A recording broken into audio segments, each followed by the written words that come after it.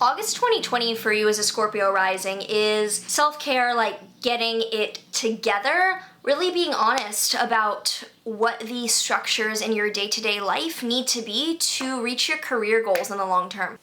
If you are excited to dive into what the astrology, what the tarot cards, and what the oracle deck cards have to say for you and your rising sign for this August, make sure that you like, subscribe, and hit that notification bell so that you are always up to date with what the stars have in store for you. This video is also brought to you by BetterHelp, an online counseling service with thousands of licensed therapists certified through their state's board. You can receive this counseling through your phone, mobile device, or any tablet or computer, and you can speak over text, phone call, or video chat.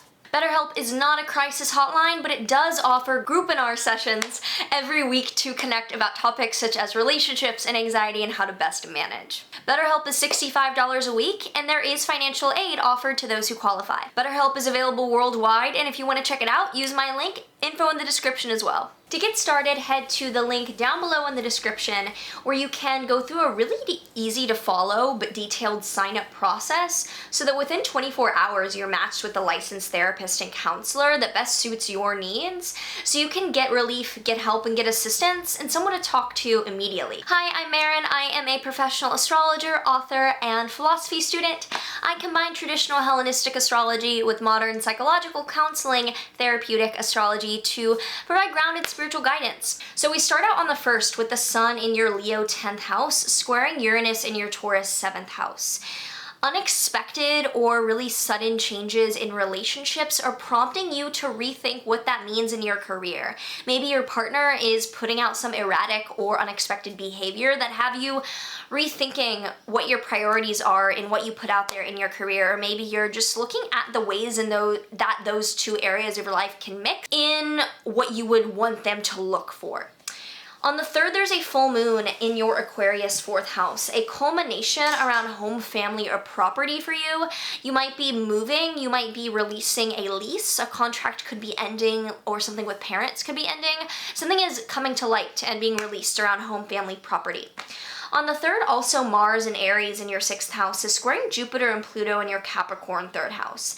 Being too in over your head with projects, with things that you're running around doing, with neighborhood projects, could be leading to you needing to rethink the way that you are dealing with your health, with any pertinent illnesses or health matters, and also with coworkers. You may be just needing to simplify your to-do list and your priorities this month. On the 4th, Mercury enters your Leo 10th house. More communication around networking or around career and public image. You could be communicating with your boss or having more of a voice in your workplace as well. On the 7th, Venus enters your Cancer 9th house. Beautiful, harmonious, money-centered things coming in from religion, spirituality, long-distance travel, or higher education. You could be receiving like money or aid from your school. You could be embarking on a really beautiful journey if you're traveling right now that leads to more enjoyment coming from higher aspirational goals and dreams in your life. On the 15th, Uranus is stationing retrograde at 10 degrees of Taurus in your 7th house. So all the sudden shifts that have happened in relationships over the past few months, you're just rethinking them. You aren't going back on them or, releasing them, but you are rethinking a lot of the sudden things that have happened in your one-to-one bonds.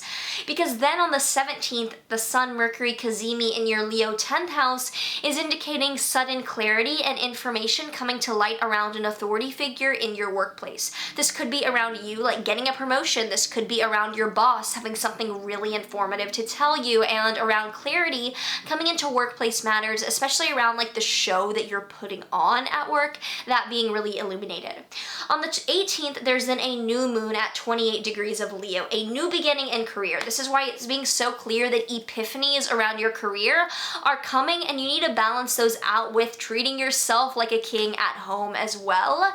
On the 21st, Mars in your Aries 6th house is squaring Saturn in your Capricorn 3rd house. This is a big signal by the end of the month that go, go, go in your routine is not conducive to your health and your self-care goals. That there needs to be a slowdown.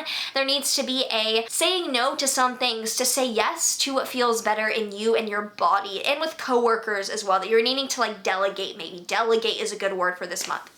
On the 22nd, the Sun is entering your Virgo 11th house. A chapter is beginning now around networking and friends. Like it was in career for the most of August, and then into September, you're now reaching out to networking and friends as a focus. Before on the 25th, Venus in your Cancer 9th house is opposing Jupiter in your Capricorn 3rd house. So you might feel that you are on top of the world in terms of what you're getting done, what you're traveling, what you are putting out as you're learning things. Make sure that you aren't loading up your plate too much with new things by the end of the month. Make sure that you are not feeling so good about things that you then say yes and you're back in the same place, that as you weed down, you maintain that groundedness even as you dive deeper into what you are deciding to be a master of, not a jack of all trades. So if you have any thoughts coming up around this August based on the astrology, let me know down below anything that you already are preparing for or seeing come up.